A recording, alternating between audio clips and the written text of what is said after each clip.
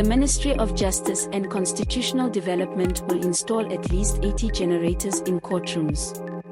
This is to ensure that courtroom operations in the country are not limited to load shedding. Minister Ronald Lamola said this is to ensure that the justice system works despite the difficulties. The Ministry Justice and Constitutional Development announced that it will install at least 80 generators in various courts across country, together with Department of Public Works and Infrastructure, in order to minimize load shedding effect on functioning courts.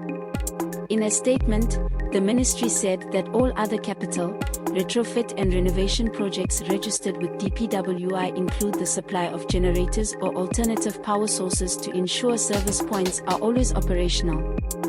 These high courts are dedicated to the installation of generators KwaZulu-Natal, Pietermaritzburg, Appeals, Durban, Gauteng, Pretoria, Mpumalanga, Middelburg, Limpopo, Thohoyandou, Western Town, and Appeals Town, Eastern Supreme at Bhisho.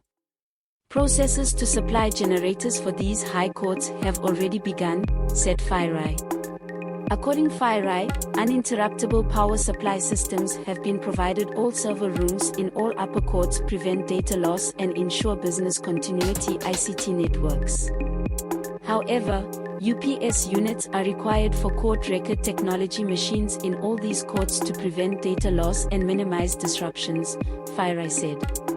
Minister of Justice Correctional Services, Ronald Lamola, wrote a letter to his colleagues, Minister for Cooperative Management Traditional Affairs, the Presidency's Electricity Minister, to explore possibility that justice service points will be red flagged. There will be no power outages when courts and other service delivery points are required to operate. READEskom announced the interim results, says parsing is on the way. Generator courts will now cross-contract diesel supply so that courts can operate uninterrupted.